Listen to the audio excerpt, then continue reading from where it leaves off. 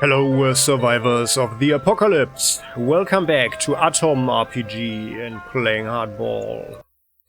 So we are back in Krasnoznameni, or OZN, to deliver good news to Abraham, the bookkeeper, because the obscurantists are dead. Yeah, so we got indeed ambushed by them. We got a lot of spiked clubs and stuff. And we did some shopping and selling, bartering around here. So things are actually looking rather okayish at the moment. So, about that mission. Here, what brings you here, my friend? About that mission you had. Yes? If Satan has a library in hell, he'd better hide the books. Yeah, the old man leans even closer. What do you mean? That I've dealt with your book haters problem permanently. The merchant bursts out with a real battle cry of relief that equally resembles the moaning of a donkey and the roar of a lion. Yes, yes, yes, yes, yes. You did it. That's what it is, the real Jewish mazal. By destroying this hotbed of stupidity and thus protecting the book trading business in the region, you became a true champion of science. Gogol, Chekhov, oh what the heck, even that vulgar Frenchman, Drouin, applaud you from their graves, and so do I. Here's the modest payment, 350 rubles from all my heart. He hands us a pleasantly heavy bundle of cash. For such a measly payment for such a sin? Oh, please forgive an old man who didn't serve due to his convictions. I don't know what it's like to spill someone's blood, but you've convinced me that your efforts cost more than the amount I offered. Here's another 100. Well, that's a tad better, but you should probably rather keep the coin. But I wouldn't say no to an interesting book. You mentioned that before, right? The man smiled as our hand. He smiles at us as he hands us sorry guys. The man smiles as we hand him back the collected works of Lenin. Aha, that's exactly what I was thinking, but it didn't feel right to make an offer like this. As much as literature is worth in today's world, money is more valuable. But if you insist, kindly accept this little publication. Doesn't look like much, does it? But it's indeed very valuable. Priceless even, especially for the few collectors left in this world and the knowledge it contains. Well, if you are of an esoteric bent. If not, then it's just a curious book that you could resell at a profit. Well, so the problem solved, now let's talk some more. What should we talk about? Or maybe you'd like to buy something to read? Yes, indeed, I am interested in your merchandise. He claps his hands. Oh well, that's my pleasure. My goods in exchange for your hard-earned Geld. Yeah, show us what literally works you've got. So, and I think we are going to buy... I mean, we have only 1,300 rubles, unfortunately. But I think we are going to buy all of this here, because, like all the cheaper ones, because that gives us some more skill points. Here, this one, the 4th tier barreled gun. 3-barreled handgun. Yeah, I mean, these here we can probably afford. A spiked glove. We already bought that one from him, huh? Or didn't we?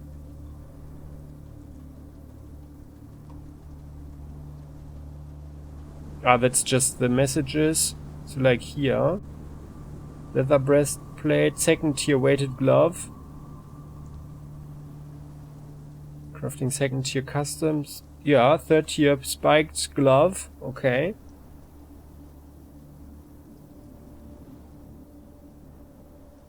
Three-barreled handgun, yeah. And this here is the survival book. 3-barrel gun for 147. And the 3-barreled handgun.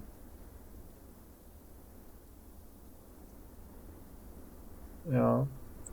Okay, I mean, we need to be a little bit... Oh, a 4th tier percussion revolver. Let's get that one. Kogan the Savage. I think we can get this one, right? For 1,100 rubles. And then we can sell one leather bag. Leather armor.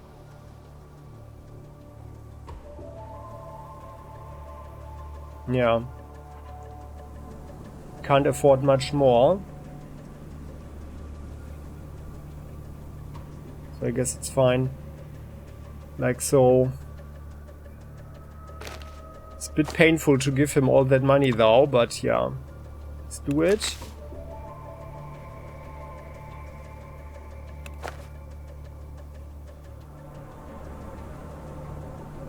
And let's talk about something. Is there anything that we didn't talk about? Do you know maybe any interesting gossip or something? Well, recently I've studied an ancient manuscript on the history of this fine burg and came across a fascinating little tale. According to it, in the days of Count Rowski, a powerful rabbi, Leopold, lived in these lands. The Count ordered him to make an automatic croupier for one of the city's gambling houses. Ah yeah, we know of that golem, right? Well, so, we have to go, thanks. Thanks, Abraham. Well, we made him quite rich now, I think. So let's have a look. All these books. So this is a book unaussprechlichen Kulten. From the size, we guess this is just a fragment of a much bigger work. Yeah. So this is the book he gave us. Unaussprechlichen Kulten. That's like some wrong German.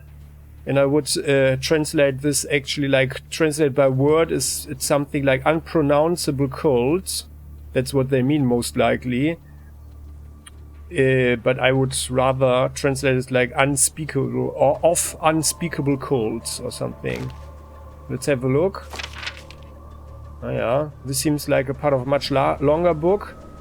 With furtive whispers in some university libraries and in hidden gatherings of those who fancy the occult, some pass an alternative answer to our question. Here's an idea that Carter the Dreamer, who is known for his travels in the Great Tartaria, left with his students. The marriage of the Black Goat, the road of the Stone Lambda, and the aforementioned mysteries of the Stargazers did not die out with the terrible incestuous tribe of wanderers from the long-forgotten choking jungles of the sunken plateau of Lang. Well, that's a lot of gibberish, but we know the Black Goat, right? We've heard of it. Instead of falling victim to the tides of time, these rituals spread to the lands of Caspius, Pontus Axenicus, and many others. Lands of Caspius could be something like the Caspian Sea or what? They melted into the pots of languages, cultures and traditions, took new shapes to better suit their new carriers, but did not lose their ungodly potency that was placed into them by their ancient inhuman creators. The ability to provide contact between mere human beings and those maddening metaphysical entities of the void that chamber through eons in the cold wastes of the cosmos. Those of a skeptical mindset will quickly find flaws in the thoughts of the ancient scholar, but this barrage of logic can be rendered asunder by lesser-known facts. If the cults we describe here are truly dead, how does one explain the hidden, maddening and disease-spreading monuments to shapeless things of marine origin that were found in the mausoleum of Balthasar by the advancing horde of Tamerlane? To what being, if not Shub, the grotesque goddess of twisted fertility, can we connect the Kurland diners that mentioned the dark goat mother of 1,000 wooden boots? The uncanny seeds of the pre-Indo-European and probably antediluvian traditions are still spreading in places lost to culture, morals and traditional human religions, be it Christianity, Islam or the faith of the Hindu. These seeds grow where no light of science or good-hearted reason shines. The following ritual was written down by the famous anthropologist of the previous century, von Bocke, in the steppes to the north of ancient Circassia. Circassia sounds quite familiar, kind of, well. Their women and sometimes young men, marked by colorless eyes and wandering gazes, create stone spirals in the barren fields. Oh, stone spirals, we know one, right, in the village.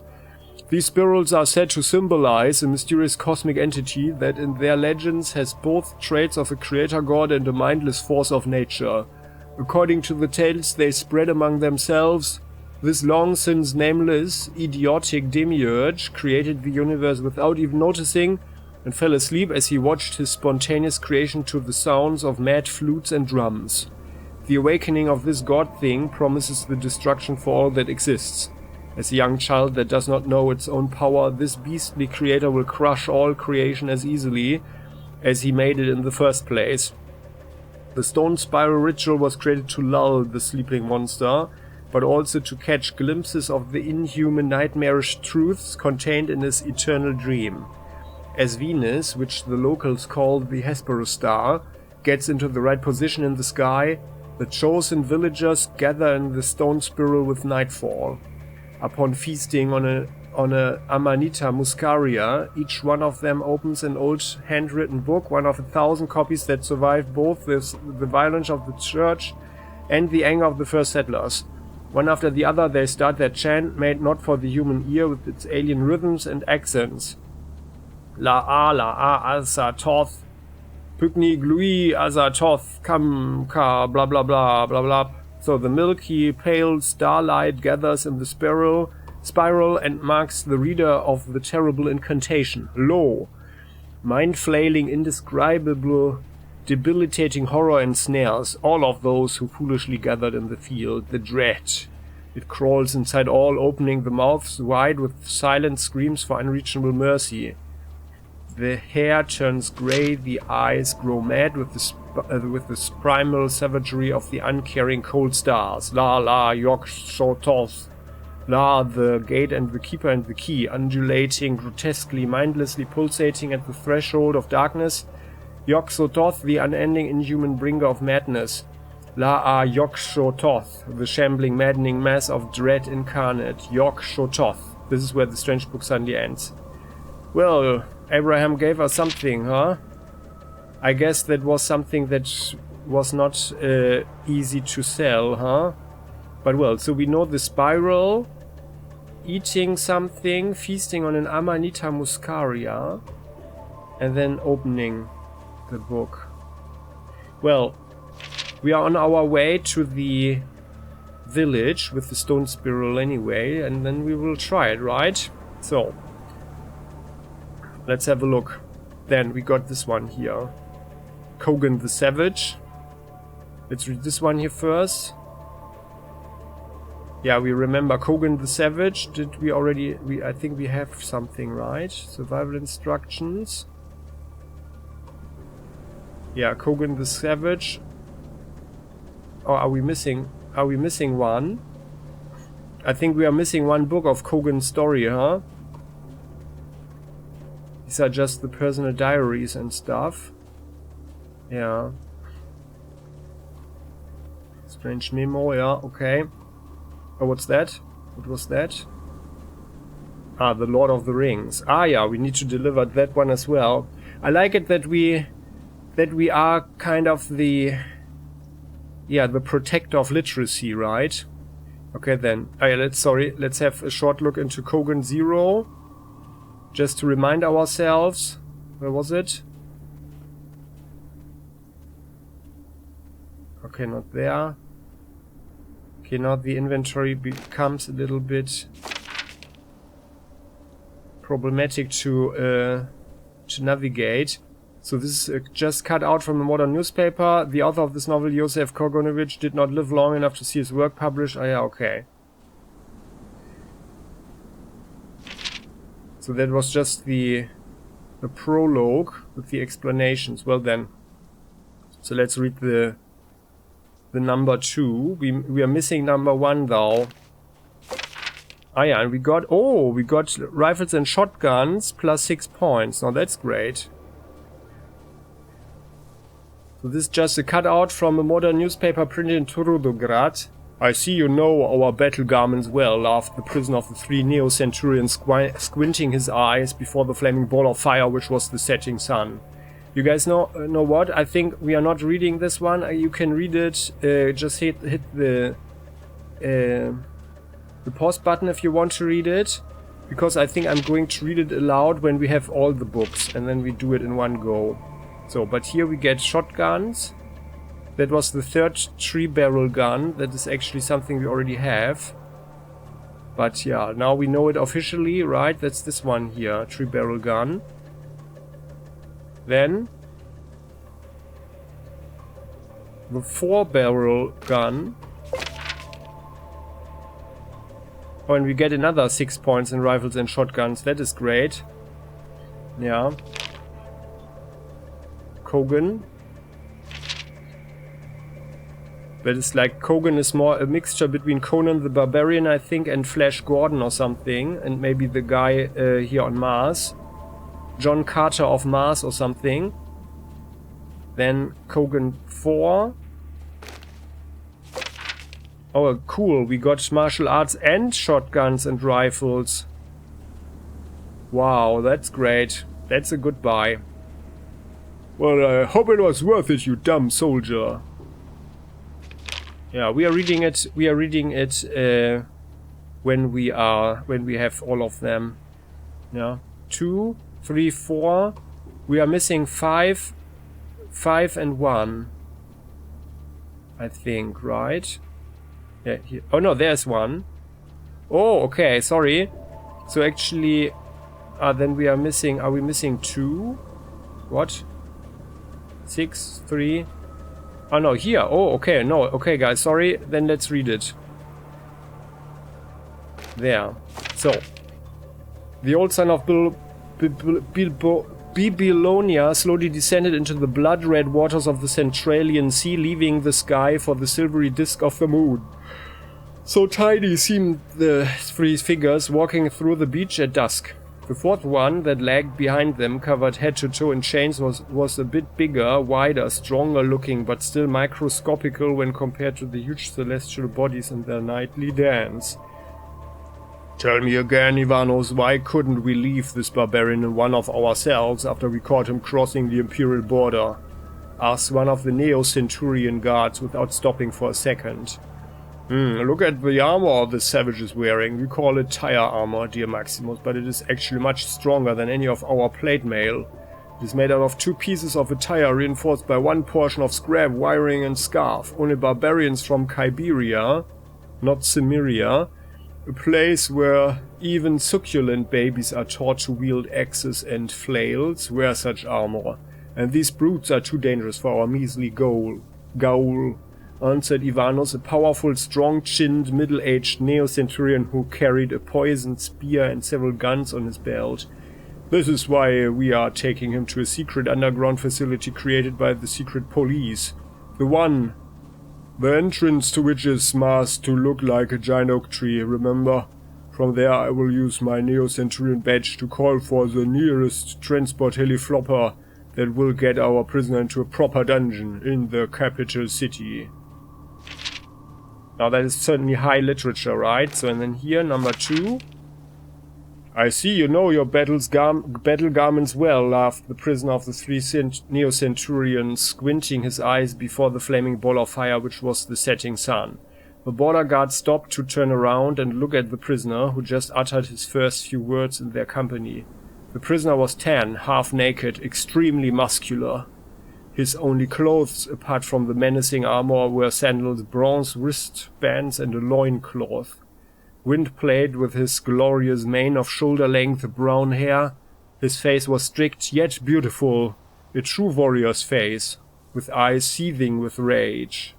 We Kyberians also know things about your armors and weapons. Take, for example, these outstanding 3-barrel guns that you make from simple custom double-barrel shotguns, fusing them with 2 portions of scrap, a plastic bottle, and adding heftier stocks made out of logs. Well, you really do know your way around weapons, savage, whistled Artemius, the youngest Neo-Centurion to accompany the prisoner.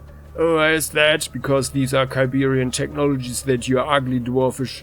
and why is that? Because these are Kyberian technologies that your ugly dwarfish Emperor Sergius May stole from us when he used dirty tactics to sack our High King's castle.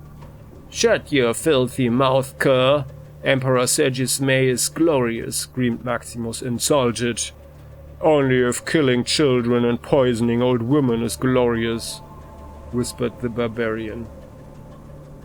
Oh, and I will show you what real glory is, because I, Kogan the Savage, became your prisoner only to learn of the location of your secret bunker and of the way to get inside of it and call the hilly flopper. You gave that information up in that conversation you just had, so now I am free to deal with you and your feeble chains. The huge muscles of Kogan the Savage then became so hard and veiny, the chains that attempted to hold them simply broke apart in a feat of Kogan's godlike strength. O Korn, the grim god of northern wind, watch my giant fists kill in your name, roared the free barbarian before wildly attacking the 3 spear-wielding Neo-Centurions. Well, this is another example of really high literature, isn't it? Then number 3. The silver heli-flopper flew through the gilded sky. The agile-looking, sleeveless leather jacket-wearing pilot was controlling the flight. He was looking at the ground more and more, as if looking for something. This act had its reasons, for the secret Alpha-Delta bunker he was flying to was masked behind a giant oak tree. The pilot was not in a good mood. He was flying a very special passenger to her home, when suddenly the military police ordered him to come and pick up the suspended body of an extremely violent prisoner, some barbarian named Kogan, who was to be executed in the royal palace. The pilot was chosen for that mission by the police operator because his heli-flopper was supposedly the closest one to the bunker at the time. Behind the pilot, dressed in a simple yet magnificent silk robe with fur trimmings, sat the most beautiful woman that can be imagined by the lustful Zinaidia, the milk-skinned, green-eyed concubine to the sorcerer Emperor Sergius. "Are we there yet?" asked the bored, sad-looking lady, her slim yet curvy physique never hidden by the robe. "Not at all, Lady Zinaida," quickly replied the pilot, throwing a lustful glance at his guest. Zinaidia involuntarily shuddered, because that hungry gaze reminded her that even though she went through a marriage ceremony with the evil emperor in a fruitless attempt to save her father Toliol's kingdom from being wiped out, she was still nothing but a worthless concubine in the eyes of her husband's servants. Oh, how Zinaidia hated her destiny. Why, if she was not but a weak girl, she would gladly wrestle the pilot for his 4-barrel gun made out of a 3-barrel gun with the addition of some scrap and 2 ropes or wires, and the help of several instruments from a toolbox. She'd free herself and steal the heli-flopper. Alas, she was but a woman in distress. "We are finally here," the pilot said, lowering the flying machine into the tall grass, where a strange soldier was patiently waiting. It was a huge, wide, muscular man wearing an ill-fitting Neo-Centurion garb and a helmet that looked painfully small for his huge head, crowned by a mane of dark brown hair. Wow.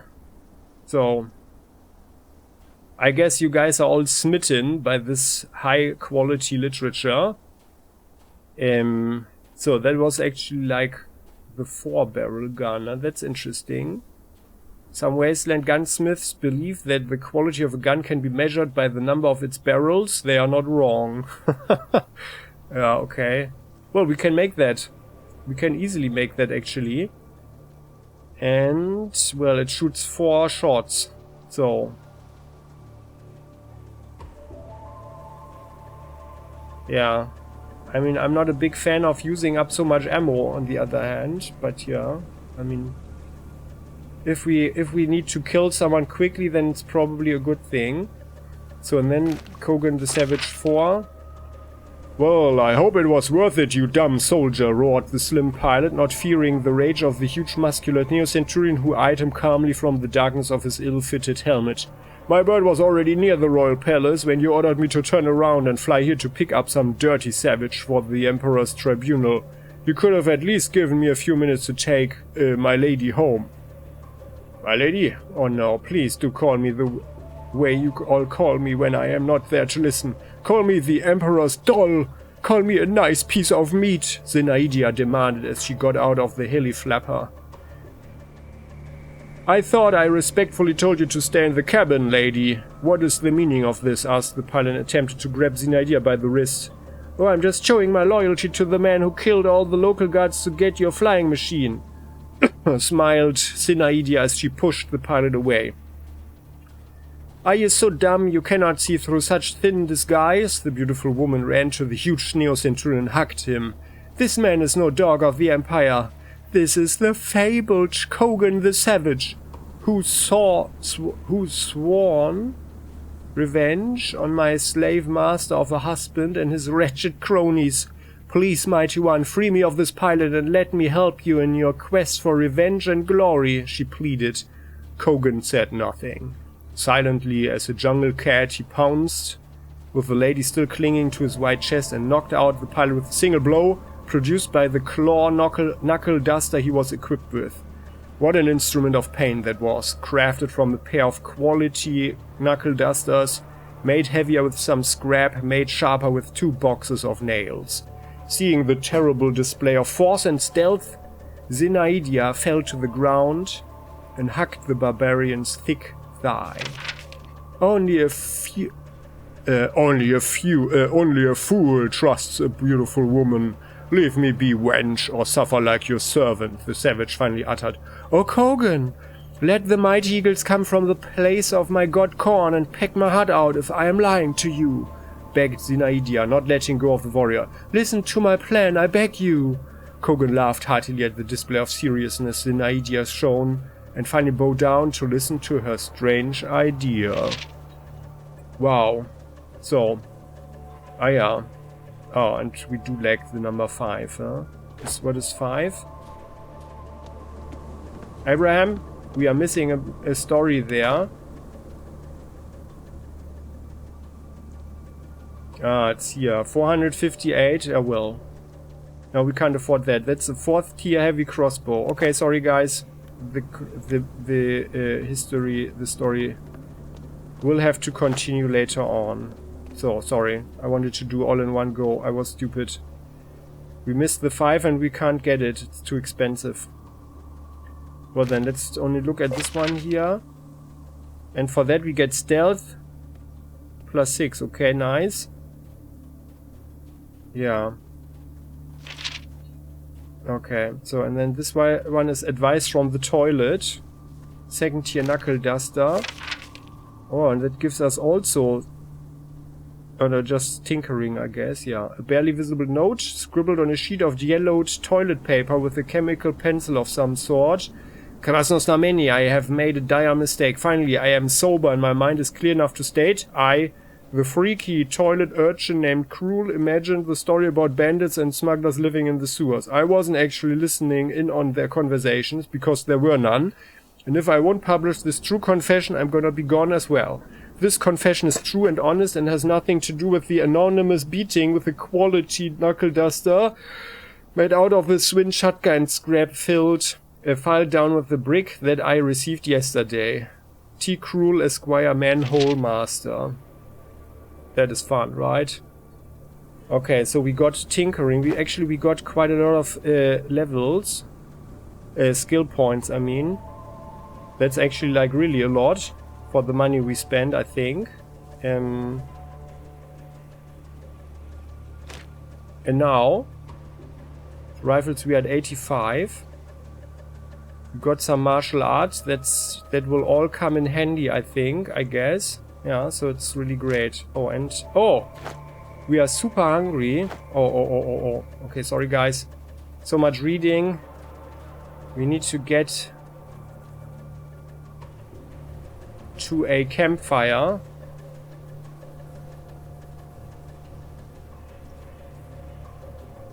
And quickly.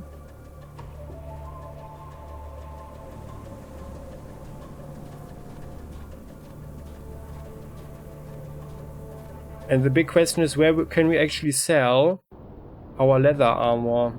That's the thing.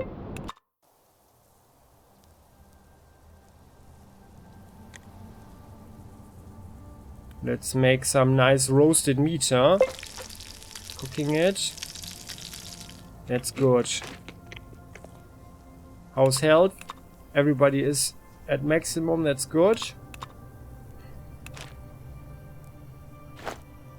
And then we have 300. Yeah, so it's fine. So, good.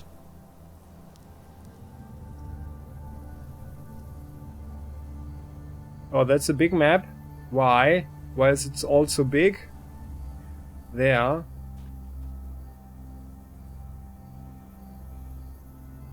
But there's nothing here.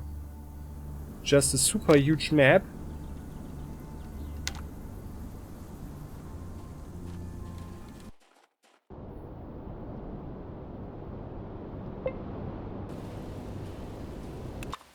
Getting back to Krasnoznameni, so we delivered the book back, told Abraham that we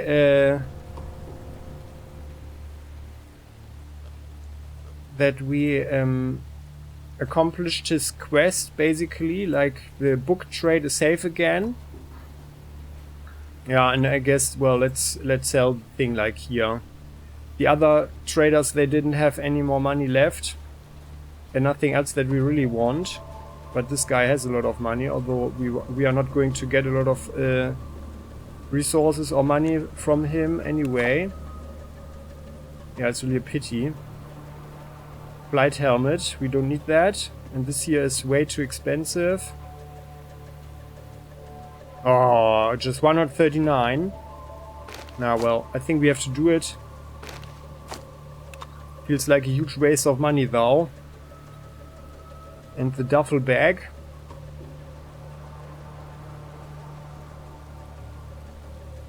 I think we should hold on to it. Yeah. Straight. Oh man, that's really painful here, but yeah. That is really painful. But he's a really good trader with 180, so, and then I think we are done with Krasnoznameni, I believe. We can't do anything else. We watched even the movie and all the stuff. And now it's time to go into the Wasteland. Right, and I don't recall anything. Krasnoznameni, catacombs. Ah, okay, well, we could kill off the smugglers, the cultists actually, but well, let's do it another time when we are back in the city, because we are just getting all the stuff and so on, and we can't sell it. So quick save, and now we are getting back here. Oh, and by the way, let's prepare. Are we actually prepared for combat? Yes, we are. Good. Everything is reloaded, right? Yeah, good. And, oh, there. Oh! We are rather good at survival, so we hear dog yelping and humans screaming insults from a huge distance. We can walk on by, no, but we are checking it out. There's a dog. We need to help dogs, right? So now... saving? Oh yeah, we can save. Okay, good. So, and now we are really helping the dog, right? This time we are helping the dog.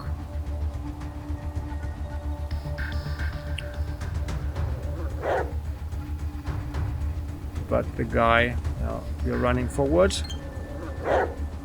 Okay. Are they all attacking the poor dog? Oh, the dog is... Okay, so let's run up. The thing is... Oh. Oh, the poor doggy. Oh, don't kill the dog. Oh no, oh come on. The weapon is broken. How did that happen?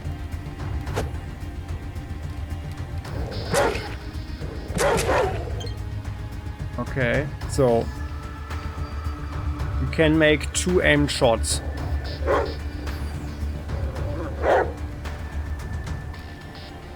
Let's shoot this guy in the head. Okay, I had actually hoped that we would hit both of them. So, but he only has his fists apparently, and that guy also. So probably this guy here is actually the most dangerous one. Ah yeah, and we can shoot him. Yeah, let's shoot him in the head. There you go. Good shot.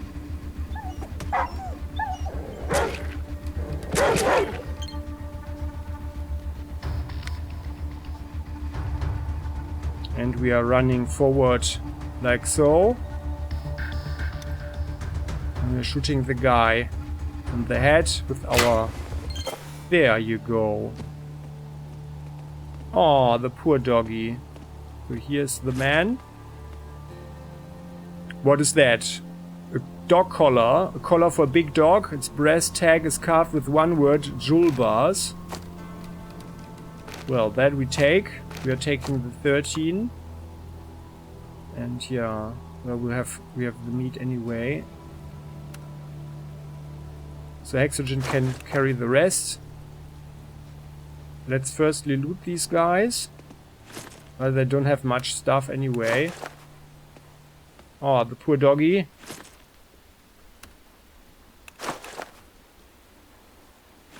And this guy has a crowbar, but we already have one, our pry bar.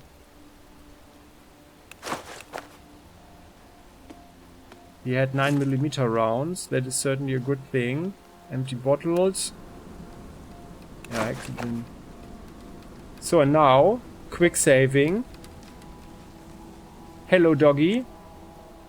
The huge wolfhound is guarding a man's corpse, baring his fangs at us. He doesn't look as if he's about to attack us, but we'd better watch out. Despite his wounds, the huge beast can easily tear out our throat. That's actually a cute doggy. So.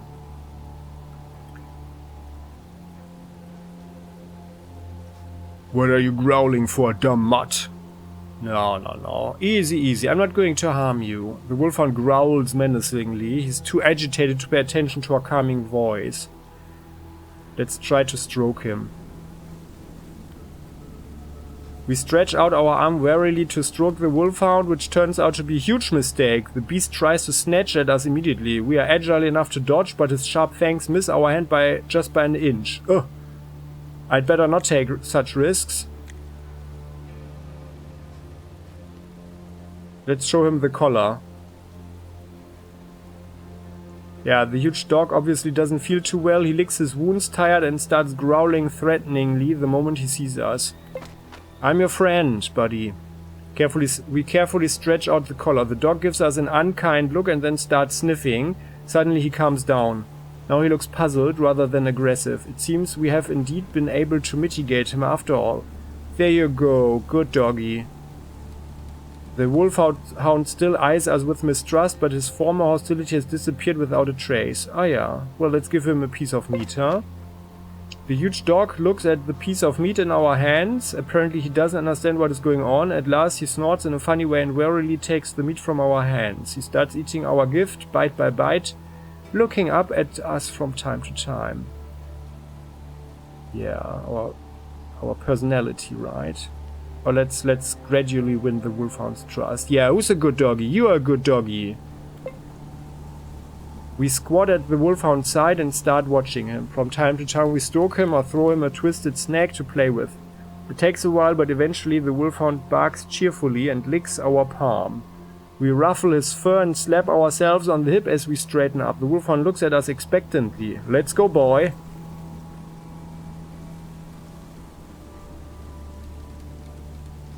Wolfhound got a new level. Several new levels. Very nice indeed. We have ourselves a dog. The wolfhound is our dog and maybe even our best friend out here in the unforgiving wastes. Oh, now that is nice, right? Isn't that nice? And he's got a lot of martial arts potential. What does he have here? Oh, 8 points. Oh, interesting. The flea waltz. A dexterous dog is a long-lived dog. Shake a pawed boy. +7 to dodge. That is certainly good. Sturdy feet. It's important for a fighting dog to stand firm. +20 resistance to knockdown. Pack dog. Oh, that's good. +10 kilograms carry weight. Dog saboteur. This animal is ready to accompany us on reconnaissance. +50 stealth. Guard dog. We can rest peacefully with our canine lookout on the job. No attacks while resting in the wastes. Oh, I didn't know that could happen actually. I guess whenever we make meat or something, I'm not sure. Precise fang. A trained dog knows when and where to bite. +20% chance to hit. And here, good meals. Taking care of your dog's diet makes for a healthier animal. +20% HP from eating. Live Dzhulbars. Dzhulbar is his name, huh?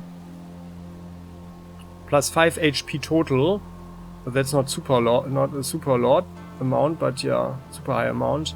Second breath, during combat, our dog will get an adrenaline rush when things start going south. When your dog's health falls to less than half, he gets plus 15 HP if his health is less than a third, plus 10. There's an equivalent for the human perks, right? Or the abilities. So here, battle reflexes. When the going gets rough, this mutt gets going. Plus 2 AP when health falls to half. Good night's rest. Your dog has gotten over his night terrors and now sleeps soundly. Oh. Plus 50% to recovery when sleeping. And then here, battle stance. This dog is learning some new tricks. If he doesn't change position in combat, he's better able to dodge blows. Ah yeah, plus 5 to dodge if dog hasn't moved this turn. So that's actually not so bad, because he will always go to an enemy and then stay there, right? Until the enemy is dead. Hide of steel. In the Wastes, dogs either go bald or their fur gets as tough as a steel wire brush. Plus 3 to dodge. So I think this here is like the flea waltz. It's maybe the one of the better things so far. Indifference to bullets. Bullets are not as scary as people think. Well, not to your dog at least. Minus 10 damage from bullets. Okay. Fourlegged knight. Your dog has finally stopped biting at his armor. No penalty for dog wearing armor. Ah, a dog armor. That's cool. Bomb dog. Bomb disposal is a lucrative profession for any dog. Yeah. Plus 50% protection from explosions and fire. Oh, I suspect there are flamethrowers, huh? Nerves of steel. A trained dog is a disciplined dog. The dog is no longer susceptible to fear. Oh, I didn't know there was fear. Or maybe the other guy. Oh, actually, like, there was a guy running from us, huh? So I guess there was some form of fear effect. Like these last bandits that try to attack us. Quality armor when you're wounded is when you need armor the most. When dog health falls to half, damage reduction and resistance increases 50%. Okay. Horrid scowl. A giant wolfhound with bloodshot eyes and a foaming mouth can intimidate even the toughest bandit. Plus 5% chance to scare the enemy. Furious charge. A big enough dog can easily knock a man to the ground. Plus 10% knockdown chance. Sharp fangs. A powerful bite can remove a whole chunk of your enemy all at once. Plus 5 to base damage. That is certainly nice, I guess. And then illegal bite. Dogs don't have any inhibitions in a fight. They bite where it hurts most. Ouch. That is up to our imagination now, right? Plus 10% critical damage. And then the throat ripper. To get past an opponent's armor, it's best to go for the throat. Plus 10 chance to ignore armor. First bite. The dog's first attack always targets the squishy parts of the enemy. 100% chance to ignore armor on first blood. Okay. Runaway target. If you run from a trained dog, expect to get knocked down. Knockdown of running enemy. Quick reflexes. The best fighting dogs are eager to enter the fray. Plus 10 sequence in battle. Coup de grace. Finish him. Double damage if the enemy is almost dead. Fast movement. Speed is everything in combat. Minus 1 AP cost on attack. Oh, that is good. So you can attack more often, huh? Big question is, of course, how much does it cost for him to attack? And that we don't really know. But, well, I guess we'll find out. Yeah, that is certainly interesting. Let's, however, I think I'll have to think about this a little bit. And I believe, oh, there's a brick there. I believe this is where we can nicely end this episode. There's nothing else here, right? No. No toadstools. No, nothing here. But we do have ourselves a doggy now. That's nice. Oh, that's so cute. Dzhulbar pants, sticking his white tongue out. When he notices us looking at him, he barks. Examine the dog. The dog allows us to check if he's been injured. He holds his own, but we see the latest skirmish has left its traces. Oh yeah. Let's stroke him. The dog puts his head under our hand and licks it from time to time. Oh, it's so cute. Survival 10, give the order. We attract the attention of the dog and calmly sits before us, nodding its head sideways. He has free roaming capabilities during the battles. Now stay close. He barks happily. Ah, okay, that's it, huh? Yeah, well. Okay. Finish the conversation. He shouldn't sit here, right? He's following, right? Yeah, so sorry for his master. Is he coming now? Yeah, he is. Okay, good. Well, we got ourselves a dog. Dog meat. But his name is Dzhulbar.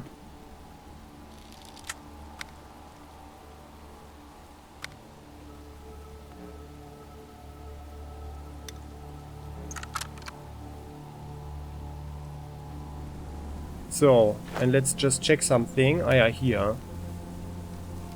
Can he actually use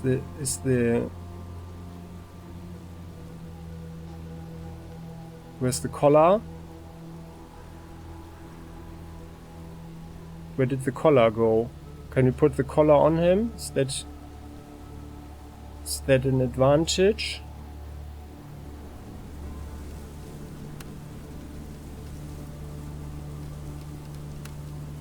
Where did the collar go?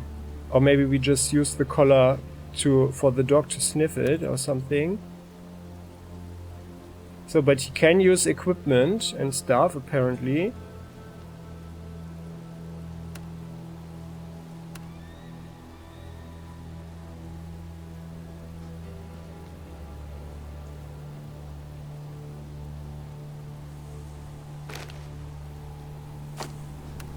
How about a rabbit's paw? No. Would work with him though. No, it wouldn't. Oh, he's intelligent. He's too intelligent to use rabbit foot. For luck. So he knows that it won't work, right? So how about this one here? Can we? No. Okay, I guess we'll find out how to build something for the dog if we can, or then we need to buy it somewhere. Yeah, but that's pretty nice. So that is a very nice development. When we are hungry again, huh? Yeah, that is a very nice development. We do have a dog now. I'm very happy about that. We did a lot of reading. And now we are on our way back to the village to tell the sniper and the other people that the team can be put together again to help against these all these nasty forces that are threatening Othrad Neue. And then we have to sell some stuff as well. Okay. Yeah, that's where we go. Okay, so thanks for watching, guys. This is where we can end this episode. If you have any comments you wish to share, maybe even some tips about the dog, please do so in the comment section. So I think, well, obviously we go for martial arts and then stealth. I think he's not even using this stuff here.